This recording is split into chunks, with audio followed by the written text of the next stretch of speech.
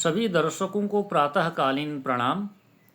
आज हम कल की कथा को ही आगे बढ़ाते हुए शांतनु और गंगा के विवाह की चर्चा करेंगे।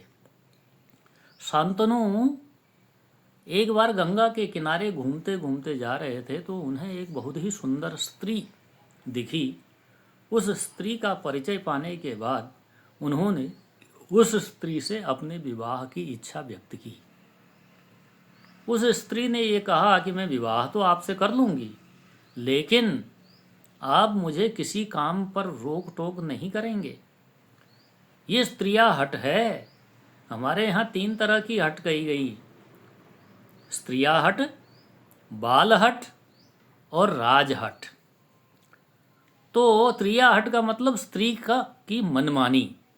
तो उन्होंने कहा कि गंगा ने ये कहा कि मैं जो भी काम करूं, आप उस पर यदि कभी भी मुझे रोकेंगे तो मैं आपको छोड़ करके चली जाऊंगी।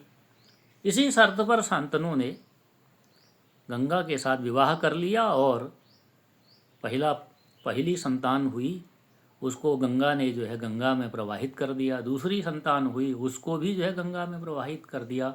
इस प्रकार 7 संतान हुई। वो 7 संतान उसने एक एक करके गंगा में प्रवाहित कर दी। और शांतनु मन को मार कर कुछ भी नहीं बोल पाए, क्योंकि उनको ये भय था कि जैसे ही मैंने इसको रोका तो ये छोड़ करके चली जाएगी।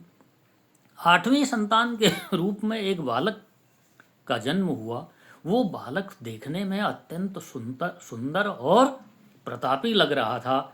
तो जब गंगा उसको प्रवाहित करने के लिए जाने लगी तो शांतनु ने गंगा को रोक दिया। कहा, तुमने 7 संतान हमारी हुई और सबको गंगा में प्रवाहित कर दिया, और इस बालक को भी तुम गंगा में प्रवाहित करने जा रही हो, इसका मुझे कारण बताओ।